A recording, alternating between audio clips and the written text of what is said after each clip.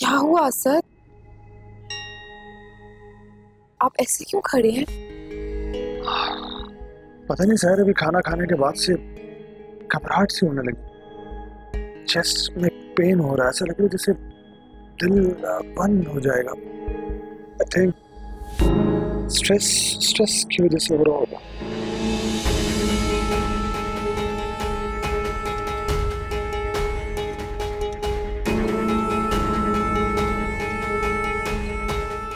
बहुत टाइम से आप घर नहीं गए, शायद इसीलिए आपका दिल उदास हो रहा है। अगर चाहें तो घर वापस जा सकते हैं, शायद अपनों में वक्त गुजार के आप बेहतर महसूस करें।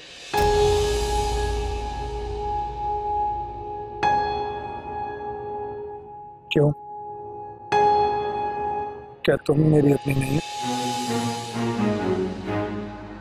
इंसान के दिल में माँ से नजदीक कोई रिश्ता नहीं बसता और बसना भी नहीं चाहिए। अपना घर, अपनी फैमिली ही कुल कायनात होती है। इस सब के बीच में अगर कोई तीसरा आना चाहे तो पहले उसे अपनी जगह बनानी पड़ती है,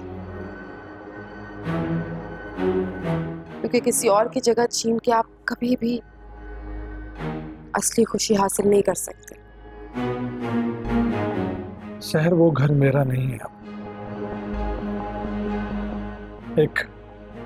एक सराय है जहां पर लोग खुद गर्जी के आला दर्जे पर फायज हैं। सबको सिर्फ अपनी पड़ी है, कोई मेरी फिक्र ही नहीं करता कि आखिर मैं क्या चाहता हूँ, मुझे क्या अच्छा लगता है। मेरा कोई एहसास ही नहीं करता। Nobody cares. मोहब्बत इंसान को खुद गर्ज बना देती है। आपकी फ्रस्ट्रेशन सिर्फ वक्ती है। मेरा यकीन करें, आहिस्ता आहिस्ता सब ठीक हो जाएगा। वैसे भी जिन रिश्तों में सच्ची मोहब्बत हो, नाराजगी उन रिश्तों को और भी मजबूत बना देती है। बीवियां तो बहुत मिलेंगी, लेकिन माँ बस एक ही होगी। इसलिए आज से माँ को राजी करना अपना फर्ज बनाएं, क्योंकि अल्लाह को राजी करने के लिए हर सूरत हमें अपनी फर्ज की अदायगी करनी होती है। सच कहते हैं लोग, अल्लाह ने तुम जैसे इंसानों को फरिश्तों की शक्ल में भेजा इस दुनिया में। फरिश्ता बनने के लिए अपने ज़मीर को साफ करना पड़ता है। मेरा ज़मीर तो हमेशा से साफ था, लेकिन आपसे मिलने के बाद मेरी रूह भी पाक हो गई। आपका ये मुझ पे एतबार, यही एक दिन मुझे मेरी मंजिल तक पहुंचाएगा। सर तुम्हें नहीं, हमें।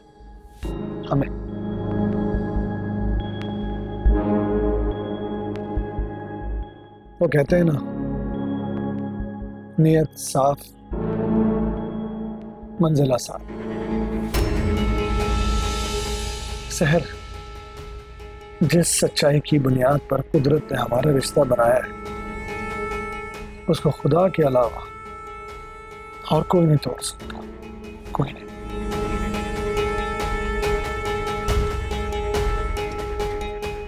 एक सवाल का जवाब दें, सिर्फ 2 लफ्जों में। दे पाएंगे? कुछ बिलफर्ज आपके घर वालों ने आपको मुझसे अलहदा करने की शर्त रख दी, तो आप क्या करेंगे? एक बात याद रखना सहर,